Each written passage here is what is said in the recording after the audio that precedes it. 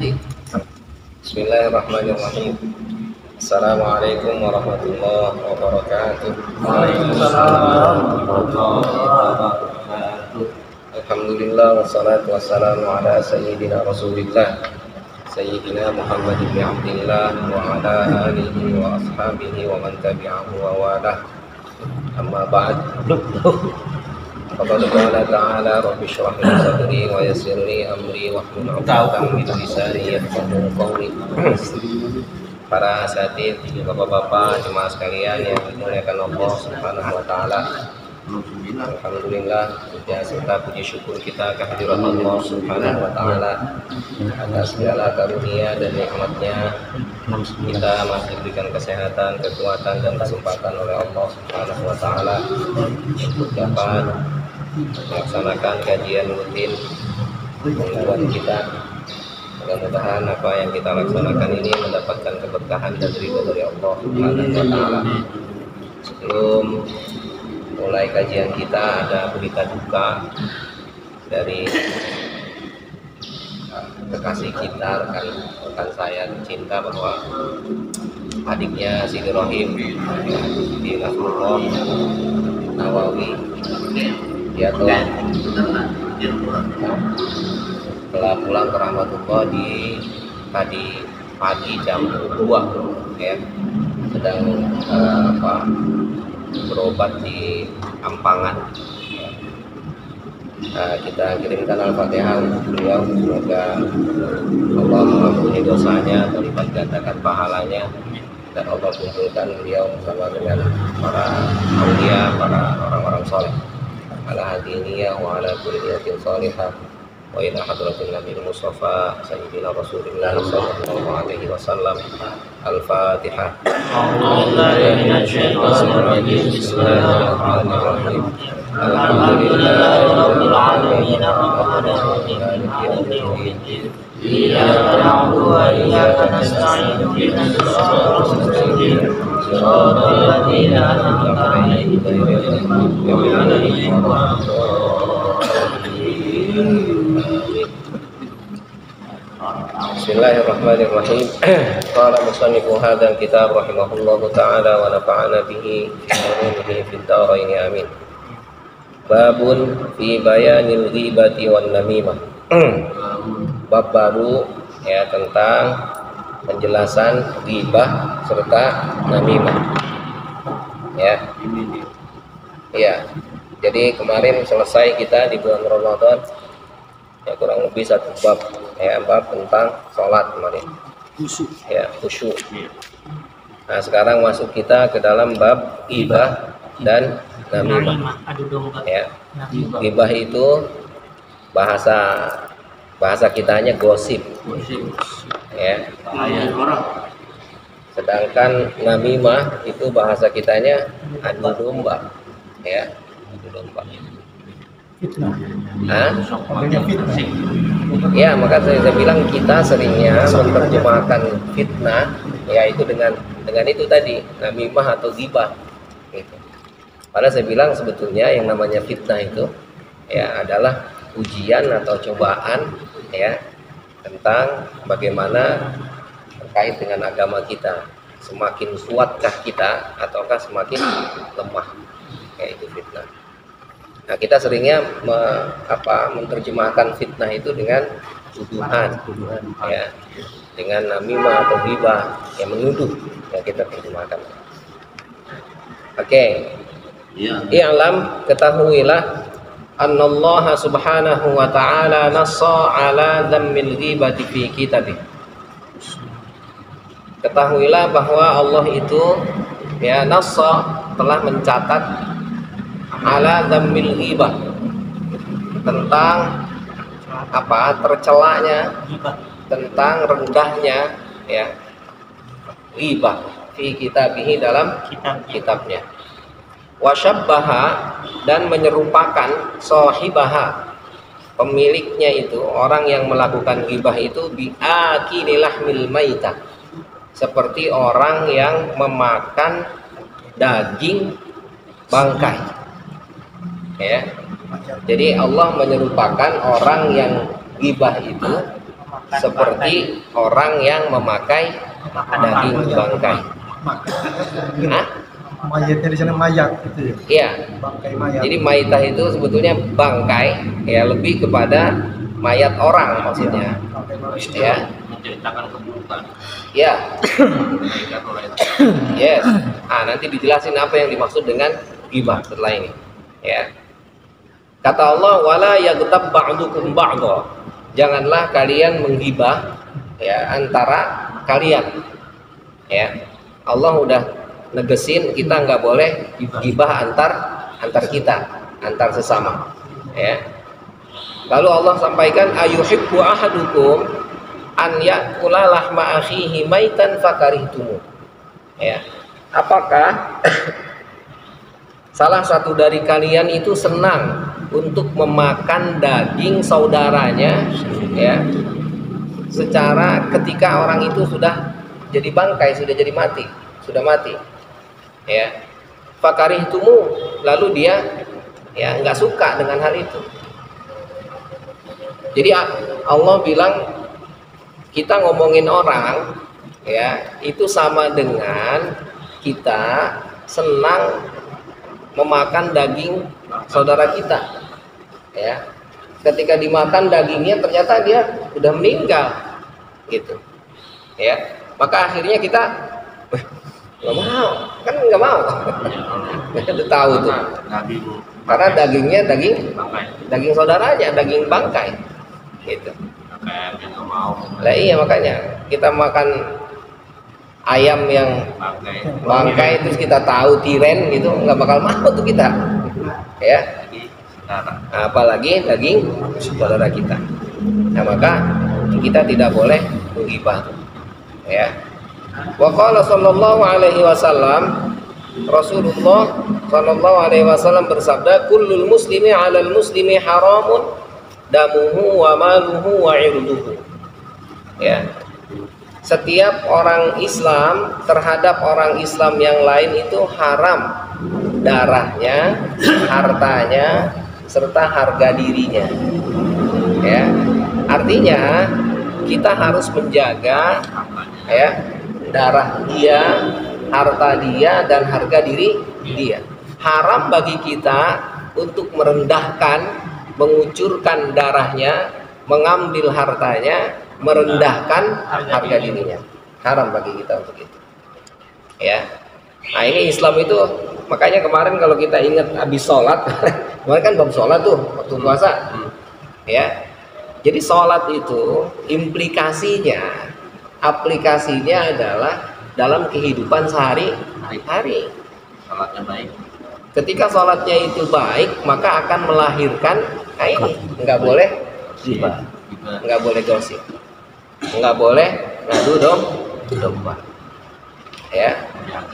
Jadi ya itu makanya. Jadi kalau kita sholat, maka kita dengan orang yang ada di samping kita itu, ya, nggak mau kita nyolong hartanya. Kan nggak enak gitu, masa sama orang yang di samping kita colong hartanya. Malah menjaga. Ya, nah kita malah baikin. Kita nggak mau orang yang di samping kita itu kita rendahkan harga dirinya, nggak mau lah. Ya, masa orang yang di samping kita lagi kita tusuk-tusukin, ya. Nah, maka bahasa Al-Quran itu tadi sangat menyentuh sebetulnya. Rela nggak ente makan daging orang yang ada di samping ente tuh, ya. Apalagi seandainya temen ente ini sudah meninggal, terus ente coak-coakin tuh dagingnya ente makan, kira-kira bagaimana itu?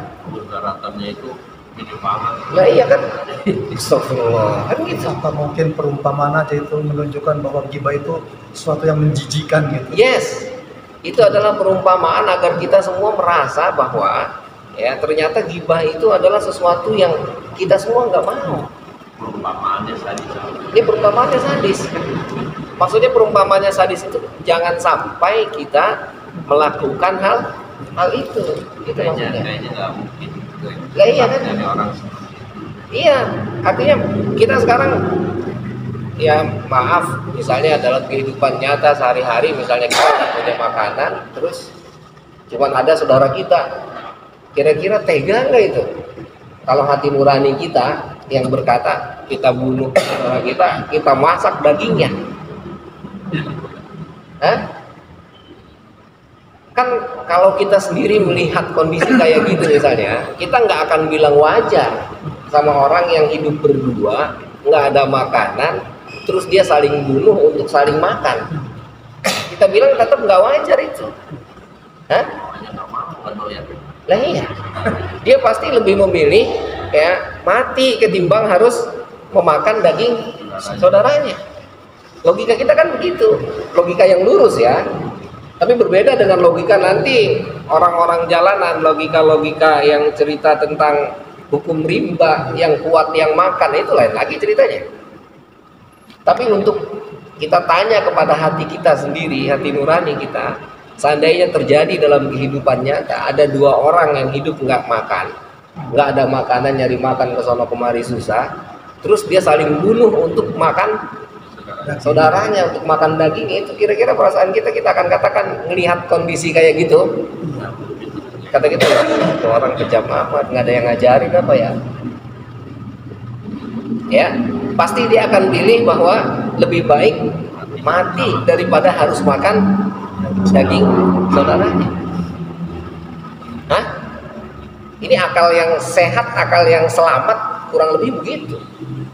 Tapi nanti cerita orang-orang yang tadi kanibal kah, orang-orang yang hidup di rimba kah, hukum rimba yang terjadi, itu lain lagi ceritanya. Dan kita katakan bahwa itu bukan akal yang salim, itu bukan akal yang selamat, bukan akal yang lurus yang kayak gitu.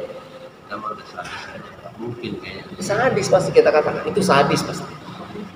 Ya. Nah maka Rasulullah sampaikan ya, setiap muslim terhadap muslim yang lain itu haram, darahnya, hartanya, dan harga dirinya. Artinya kita haram untuk mengucurkan darahnya, mengambil hartanya, dan merendahkan harga dirinya. Ya, kita harus jaga, pasti. Nggak mungkin kita jeblosin dia, ya. Nggak mungkin kita jerumuskan dia untuk ya kepada hal-hal yang buruk, nggak bisa. Ya, makanya Nabi bilang kullul muslimi 'alal muslimi haramun damuhu wa maluhu wa irduhu. Ya, kita sholat berjamaah, orang-orang yang ada di samping kita itu pasti kita sopan, hormat, kita hargai, ya, salaman. Makanya ulama kita ngajarin habis sholat salaman. Ya, yang dibilang bid'ah oleh kawan-kawan kita itu dia nggak sampai berpikir. Nah ternyata dalam sholat bisa aja kita melakukan masalah yang samping kita ya. Iyalah. Istilahnya gitu. Sangat mungkin, sangat mungkin. Orang sholat riba. Iya. Bisa jadi kan hati kita ngedumel kalau yang orang samping, bisa jadi. Kenapa enggak? Kosong butuh kayak gitu sih. Lah iya. Ngomong ngedumel di dewek kan. Lah kita lagi sholat, itu orang bacaannya pakai gitu kenceng amat, mengganggu orang, kan bisa aja. Ya maka ya meskipun tidak melakukan itu, ya paling tidak ketika ini dikaitkan dengan hadis Rasul ini, bahwa kita sama orang yang di samping itu pasti ngejaga, nggak mungkin. Mana ada musuh berdampingan jalan bareng nggak saling jotos itu, nggak ada. Banyak kesalahan bareng-bareng sama temennya. Yes, pasti ada, nggak mungkin.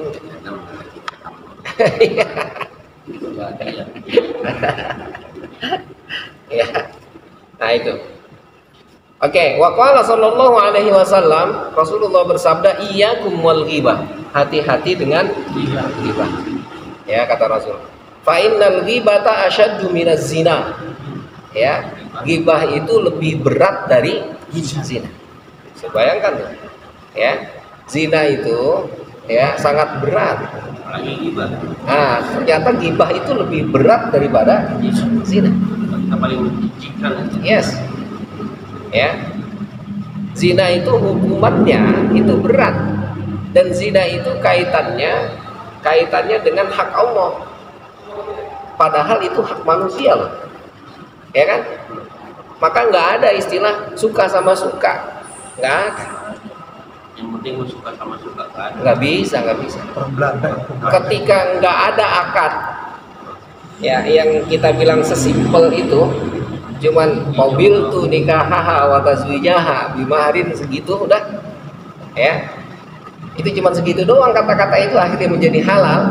Itu tanpa ada kata itu ya haram meskipun suka sama suka, karena itu adalah hak Allah.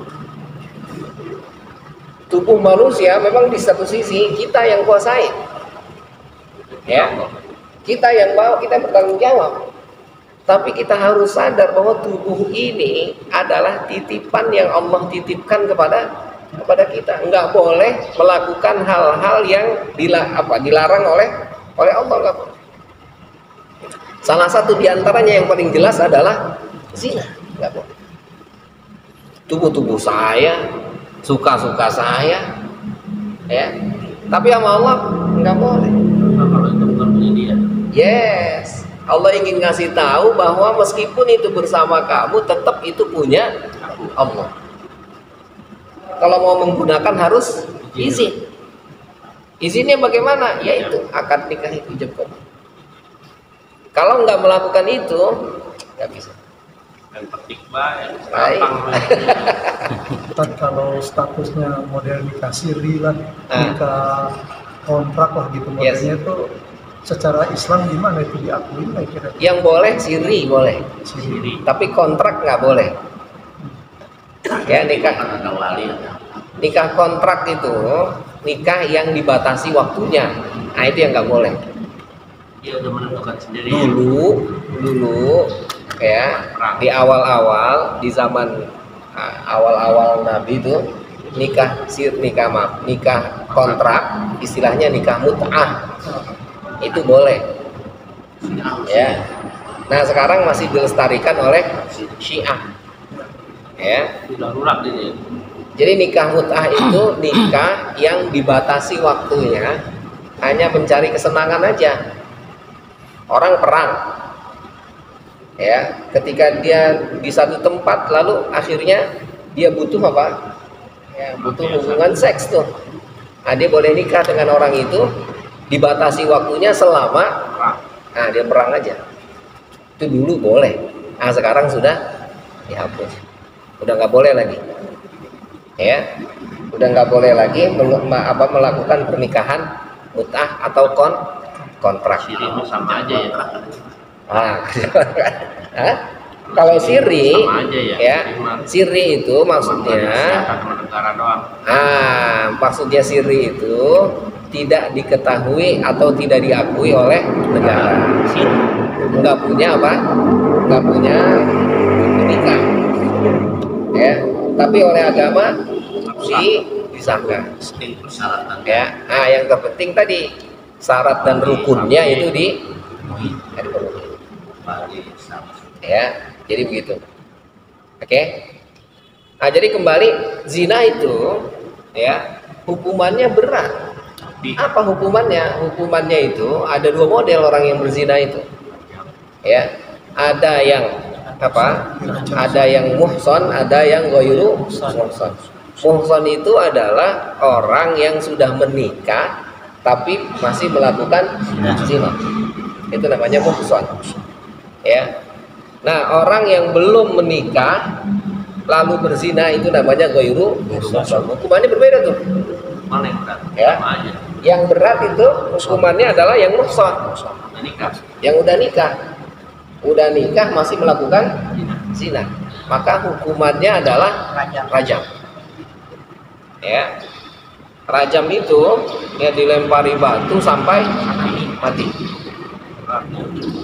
ya, dikubur setengah badan ya. Dan orang yang lewat Apa? kudu lempar, kalau nggak ngelempar dia dosa, yang nggak ngelempar dosa. Saya mah kasihan kamu ngelempar dosa itu, Pak. Dosa itu ya. Kenapa jangan lewat situ ya? Ya kalau nggak mau jangan lewat situ. Kalau nggak mau ngelempar ya. Itu kalau kita diterapkan kayak apa gitu terjajah di sejalan. Kalau diterapkan Indonesia itu ini. insya Allah nggak akan terjadi ya, nggak akan mungkin terjadi. Artinya orang akan berpikir 1000 kali untuk melakukan zina. Kenapa? Dikarenakan ternyata hukuman yang itu tuh tadi, orang bukan hanya melihat hukuman seharusnya. Harus yang dilihat adalah tatanan hukum yang terjadi. Nauzubillah min dzalik. Ya. Saya nauzubillah ya. Mau datangin rumahnya apa tidur bininya saya coba itu. Hah? Ya kan? Atau di depan apa misalnya sama-sama suka, saling suka gitu. Ya udah, Ustaz, silakan itu istri saya. Ya. Itu akal kita pasti akan munakir, kita akan mengingkari itu. Kalau ada kemarin kejadian tetap berpasangan. Nah itu kan coba sudah dipastikan bukan orang Islam sekalipun akan mengatakan nggak benar. Ya. Iya. Orang tidak beragama pun terima. Yes. Coba orang yang sudah sekasur sama kita, selalu bersama kita, tiba-tiba sekasur sama orang itu. Yes. Orang itu akan terlihat lemah, kejelekannya itu kelihatan pada saat begituan kan? Hah? Nah sekarang kalau dia perempuan itu dengan orang lain, dia akan lihat keburukan orang itu kan? Wow.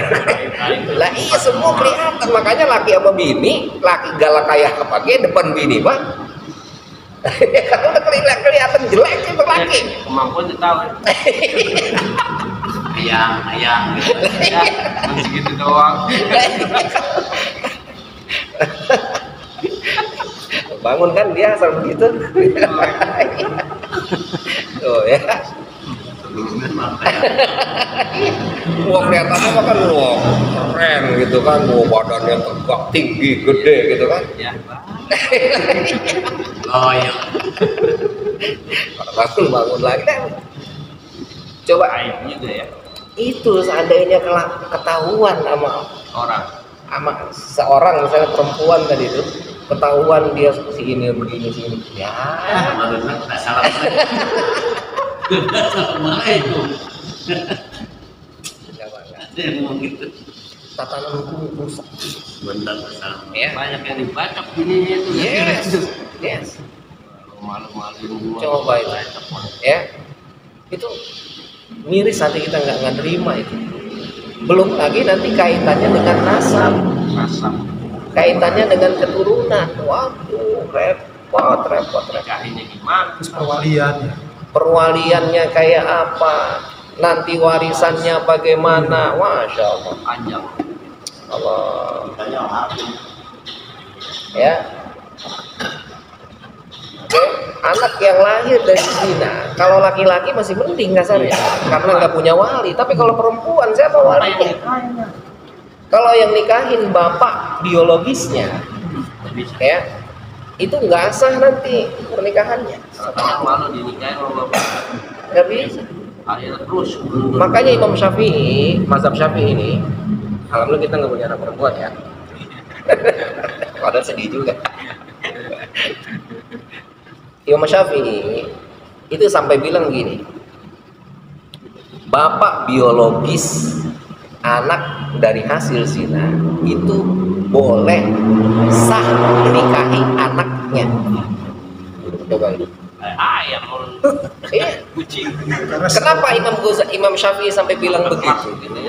Karena nggak ada hubungan keluarga sama sekali, nggak ada ikatan dalam agama, nggak ada. Berarti kalau misalnya kalau terjadi kayak gitu di rumahnya juga auratnya juga mesti sama. Yes, akhirnya auratnya bukan muhrim, nggak bisa, nggak boleh. Ya, itu Imam Syafi'i itu sampai kayak begitu karena memang zina itu sangatlah keji maksudnya. Jadi jangan lihat Imam Syafi'i galak apa, bukan itu, tapi Imam Syafi'i ingin bilang bahwa zina itu adalah perbuatan yang keji, nggak boleh dilakukan. Tapi kasihan kan anak nggak tahu apa-apa. Lah ya meskipun anak akhirnya orang ini untuk berpikir jangan sampai nanti orang itu melakukan zina seenaknya. Nggak tahu apa-apa. Lah iyalah anak mah nggak ada taunya gitu. Tapi kan yang melakukan kesalahan siapa? Gitu ya. Jadi kata Imam Syafi'i doang ini berpendapat orang tua biologis ya dari hasil zina itu Boleh boleh nikah dengan anak hasil zina, sah. Meskipun nanti ya ini berbeda lagi secara biologis sama ya. untuk memutus Apa? kesalahan itu, untuk memutus kesalahan. Nggak bisa, udah nasi sudah menjadi bubur, nggak ada memutus kesalahan, nggak ada. Memutus kesalahan ya sudah, Anda taubat, jangan mengulangi lagi, dan nanti ikuti aturan yang ada, udah begitu pemutusnya.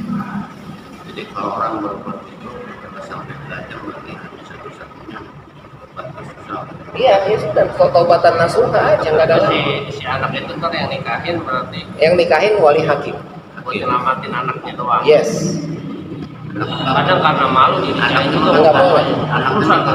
Ya terus-terusan. terus dia akan zina terus itu. Ya, zinanya akan terus. Jadi pernikahannya tidak sah dan sudah pasti nikahnya zina. Bapaknya lagi yang salah. Yes. Kalau ketahuan tuh dia zina. Lah iyalah. Yang salah bapaknya lagi. Jadi secara hukum tidak berhak ya bapaknya itu menikahkan anaknya itu. Enggak berhak. Syariat juga nggak berhak. Yes. Sampai kepada nanti warisan. Karena bukan anaknya, nggak dapat warisan. Kagak masuk. Nah ini berat, makanya itu karena saking kejinya, nggak bisa. Tapi itu tidak. Lah mau kasih mau bagaimana? Nggak bisa. Yes, paling tidak. Kalau waris Waris nggak bisa, nggak masuk dia. apa gitu boleh. Iya. Iya. Ya, itu saking beratnya zina. Hah? Orang. Kayak tahu gaya mah Iya, orang. harus tahu rasanya gimana, beda apa kagak. Nah, iyalah. Belum tahu sih. Dia udah tahu gitu. Ya nggak bisa. Jadi zina itu ya keji itu sampai sebegitu tuh hukumannya, implikasinya. Maka akhirnya dibilang oleh ulama itu nggak sah. Ya, Imam Syafi'i sampai bilang boleh menikah dengan anak sendiri, Anak secara biologis. Ya, berat. Nah maka zina itu ya nggak diperbolehkan dalam agama. Hukumannya adalah hukuman Tuhan, bukan hukuman manusia, bukan manusia yang memutuskan hukumannya, tapi Allah yang langsung menentukan hukuman. Kalau orang yang muhson tadi, orang yang sudah beristri hukumannya rajam, sedangkan orang yang belum menikah ya, itu dicambuk tuh 100 kali. Cambuk 100 kali. Walaupun Dan diasingkan selama satu tahun. walaupun nggak mati. Iya, walaupun seandainya nggak mati diasingkan, ya. Termasuk yang perempuannya juga ya. Termasuk yang perempuan juga. Dicambuk juga. Dicambuk juga. Kalau dia menikah rajam sampai mati. Kalau yang menikah rajam nggak mati. Ya, makanya selesai kan urusannya. Kalau misalnya lahir anak, dia kagak nikahin kan udah mati. Iya, mati. Selesai kan? Tidak biologis nggak bisa. Ya, Hukumannya itu hukuman di dunia apa sampai akhirat? di dunia harusnya. Dunia doang. Makanya itu ada sahabat ya yang kasih contoh tuh, namanya gimana ya? Itu disebutkan karena mereka betul-betul sadar jangan sampai dosa yang dilakukan di dunia ini kebawa ke akhirat. Iya, udah di sini dunia mati. Udah mendingan di sini dah beresin urusannya. Jangan sampai di akhirat.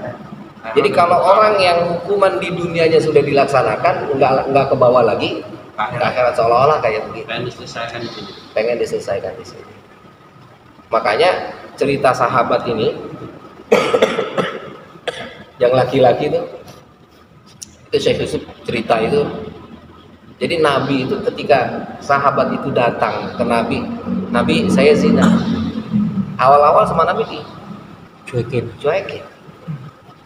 Gitu. Ya. Besok datang lagi. Nabi, saya ente ngimpi kali. Bener Nabi, enggak ngimpi kali ya. Jadi artinya Nabi kepengen sebenarnya udah taubat aja lu, jangan ngaku gini gitu anunya gitu ya. Ini kalau sampai ini dilakukan pasti mati nggak mungkin gitu. Ya. Dan ini pelajaran berharga bahwa kita ketika ada orang melakukan kesalahan harus jeli, jangan gampang memberikan keputusan salah. Gitu. Ya, sampai yang ketiga itu datang lagi ke Nabi karena memang dia tadi tulus. Dia nggak mau tuh sampai dibawa ke akhirat dosanya. Ya. Datang lagi. Kata Nabi benar ini, benar. Ya udah, laksanakan saja. Matilah. Ya. Yang istrinya gimana? Yang istrinya ya, yang perempuannya maksudnya bukan istri, yang perempuannya gimana? Yang perempuannya ya sama Nabi tunggu dulu sampai lahir. Ya. Sama Nabi itu tunggu sampai lahir. Udah lahir, ya datang lagi tuh karena memang dia benar kan. Coba kalau kayak kita sekarang udah kagak nongol lahir. Iya. Lah iya. Ini mah datang lagi udah lahir. Tapi ini udah lahir. Ayo buruan dah. Katanya disusuin dulu. Sampai bisa makan baru kemari lagi. Ya. Itu datang lagi. Ya, dibawa makanan tuh ditunjukin ke Nabi ini udah bisa makan dewek udah nih. Saking ku pengen jangan sampai dibawa ke akhirat. Itu ketulusan itu. Dan Nabi ketika memberikan keputusan tuh nggak langsung, ayo kamu yang zina ayo cepetan bunuh. Malah nggak cari-cari. Ya, karena ini berat ini. Ya, artinya dia bukan melaksanakan melanggar hak yang telah Allah ya putuskan untuk dia. Ya, mencuri. Nah iya, bukan mencuri lagi. Sama Allah nggak boleh ini punya kita, cuman dikaitkan sama kita doang. Sebenarnya mah punya Allah kan gitu. Pakai wae. Nah iya, seenaknya nggak bisa Pak. Sama kayak kita tukang parkir, tukang supir, kita supir, ya. Pulang. Nah iya, sama majikannya lu bawa mobil kalau ada gua doang ya, kalau nggak ada gua jangan dibawa pulang tuh mobil. Yang namanya supir bawa mobil majikan itu hati-hati. Lah iya, ini bukan mobil saya. Hah? Hati makanya Ji. Lah iya. Lah ini kita merasa punya kita dewek, seenaknya nggak bisa. Ya, uang. Yes, jangan sampai tuh. Nah ini yang dimaksud dengan zina. Zina itu sangat keji dan ternyata ada yang lebih keji daripada zina. Apa itu? Ghibah. Berarti ghibah itu lebih berat daripada zina yang tadi kita bahas. Zina aja segitu, apalagi ghibah. Allah. Kalau ghibah semuanya.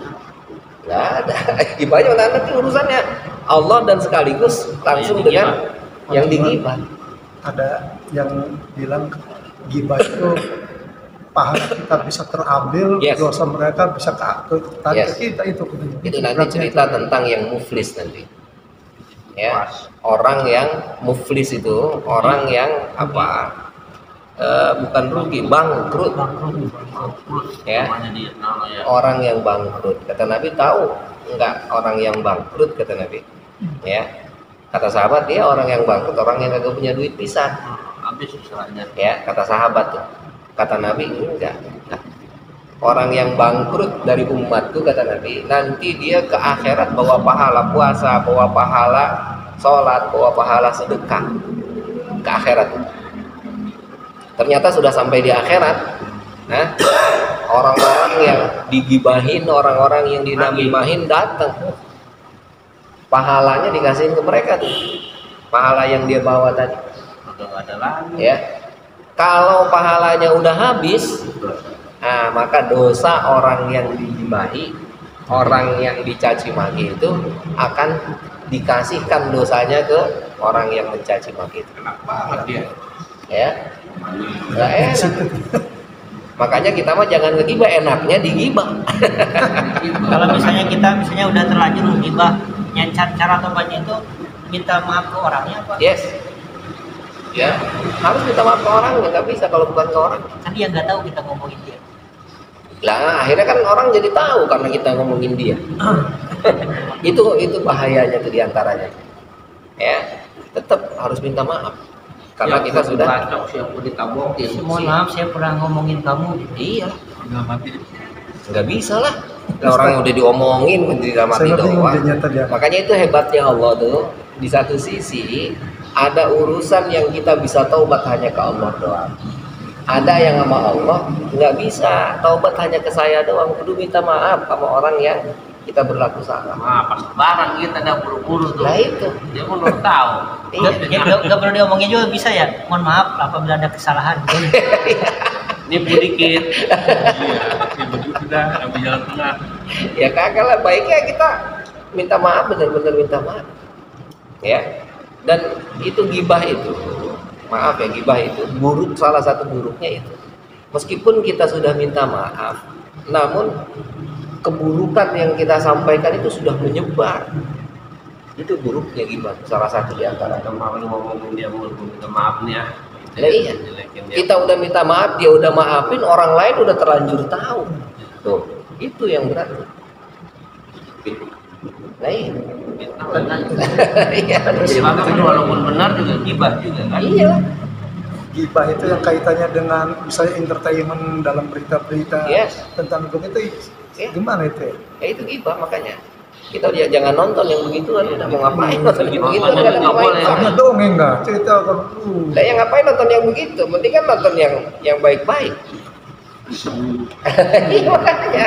Ya silakan kalau Biasanya banyak tuh. Allah alam besar. Ya kita jangan terpancing nonton yang ngomongin artis sekarang lagi bagaimana. Selalu gimana kayak korupsi. Lah ya kalau itu lain lagi ceritanya. Ketika korupsi misalnya itu kaitannya dengan hukum. Ketika kita maaf ngomongin Jokowi misalnya, ya itu memang dia mah pemimpin dan harus menerima kritik lah. Beda cerita itu. Enggak ya mundur dia. Ya. Oke. Nah, ini makanya nih. Ini yang berat nih kata Nabi, fa innar rajula qad yazni wa yatubu fa yatubullahu alaihi. Seorang laki-laki terkadang berzina dan bertaubat lalu Allah menerima taubatnya. Karena zina cuman laki-laki yang perempuan doang. Ya kan? Laki-lakinya taubat.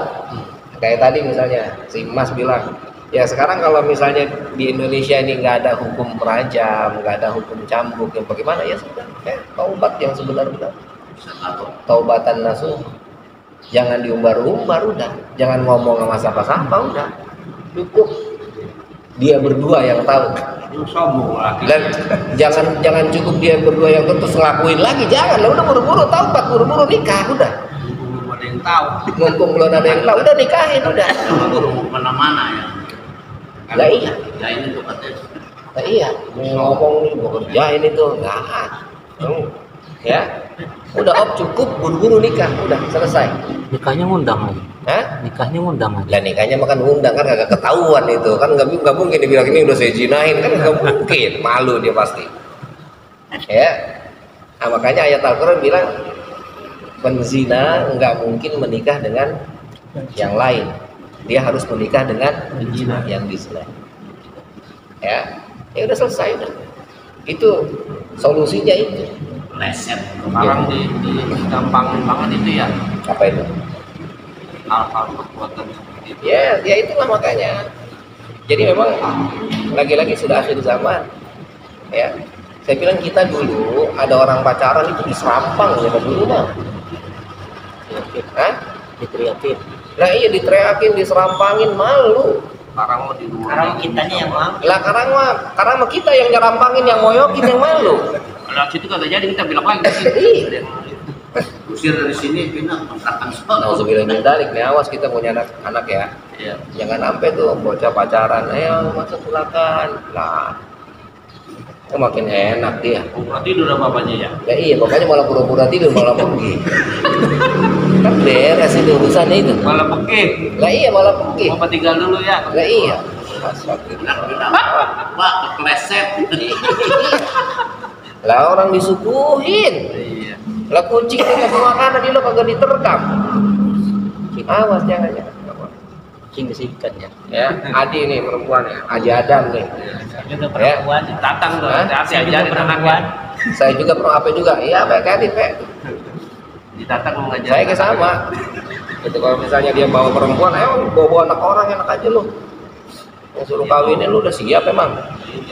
Boleh bawa anak orang. Lah iya, orang boleh lu. Ya, udah hati-hati tuh. Kumpul salah kebo. Ya itulah makanya dia yang kumpul kebo yang salah. Nah itu makanya gibah namanya.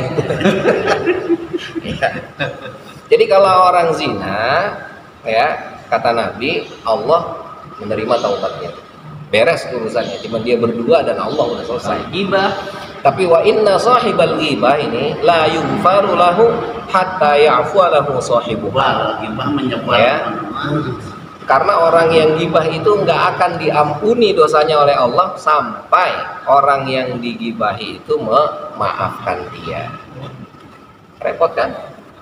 Nah kita seandainya dibilang lu udah terlanjur menyebar keburukan gua di orang-orang, lu datengin loh orang-orang minta lu klarifikasi itu semuanya, lu minta maaf baru gue terima maaf lu. Lah kagak bisa kita kalau belum sampai ke situ. Orang itu udah ngomong lain ke yang lain. Lah iya lah makin nyebar. Nah itu yang dibilang zina itu lebih maaf gibah itu lebih kejam daripada Zina. Tahun-tahun ITE ya. wah ITE bisa. Ya gitu. Itu udah gerbang sayur. Ibu pakai lagi. Allah Akbar. Ya. Gerbang sayur di satu. Oke ya, nanti kita sambung lagi insyaallah besok. Nakifuna walhamdulillah wallahu a'lam. Allahumma arhamna bil